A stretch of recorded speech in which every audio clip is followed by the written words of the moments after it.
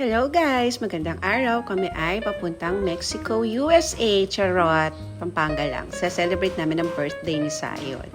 Oops! Nasingit pa ang ulo ng asawa ko. Ayan, kakain muna kami sa Rocks bago kami tumuloy sa Sky Ranch. Kasi gutom na ang inyong lingkod. Diba?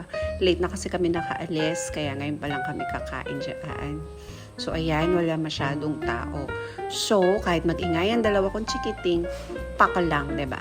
Ayan, order na. Yung isa, yung birthday celebrant, super excited na. So, ayan, gutom na daw siya dyan. Gutom na daw siya dyan. Feeling mo naman, napakalakas kumain, diba? Kita mo? Nagwawala na. Inuuto ako. Kala naman niya maniniwala ako mauubos niya yung pagkain niya mamaya. Ayan, gutom na din yung aking bunso. So, ayan, naiinip na siya.